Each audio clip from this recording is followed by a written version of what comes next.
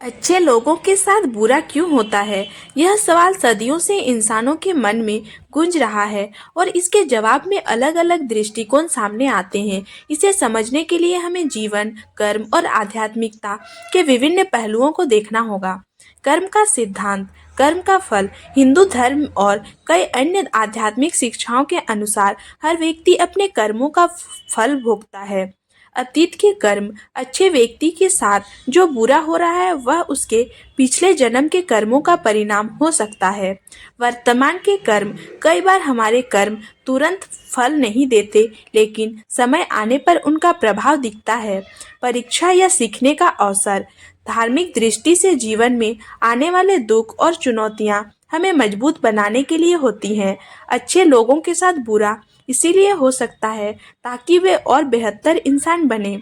भगवान हमें परीक्षा में डालते हैं ताकि हम अपने धैर्य, सहन शक्ति और विश्वास को बनाए रखें। दुनिया की प्रकृति, यह संसार दुख और सुख दोनों का मिश्रण है। अन्याय कई बार अच्छे लोगों के साथ इसीलिए बुरा होता है क्योंकि समाज में बुराई का बोलबाला होता है। मनुष्य की स्वतंत्र इच्छा, कई बार इंसान की बुरी प्रवृत्ति अच्छे लोगों के प्रति अन्याय का कारण बनती है। ईश्वर का परीक्षण, भगवान कभी कभी अपने प्रिय भक्तों की परीक्षा लेते हैं। रामायण और महाभारत जैसे ग्रंथों में भगवान ने अपने भक्तों को कठिन परिस्थितियों में डाला, लेकिन अंत में उन्हें विजय दिलाई। यह हमें सिखाता है कि ईश्वर हमारे साथ होते हैं, भले ही परिस्थितियां कठिन क्यों ना हो। दृष्टिकोण का महत्व, बुरा होना या अच्छा होना हमारे दृष्टिकोण पर निर्भर करता है।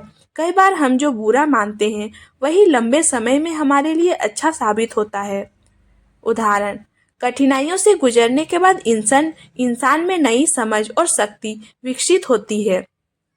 भगवान का साथ, भगवान का साथ हर व्यक्ति के साथ होता है, लेकिन हमें इसे अनुभव करने के लिए आस्था और विश्वास को बनाए रखना होगा। अगर भगवान हमारे दुख को तुरंत नहीं हरते, इसका मतलब यह नहीं कि वे हमारे साथ नहीं हैं।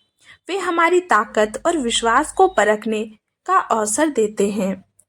अच्छे लोगों के साथ बुरा क्यों होता है का जवाब जीवन की गहराई और ईश्वर के प्रति विश्वास पर निर्भर करता है। इसे ईश्वर की परीक्षा, कर्म फल या जीवन के संतुलन के रूप में देखना चाहिए। सबसे महत्वपूर्ण बात यह है कि कठिनाइयों में धैर्य और सकारात्मक दृष्टिकोण बनाए रखें। यह विश्वास रखें कि अंततः न्याय होगा और ईश्वर सदा हमारे साथ हैं।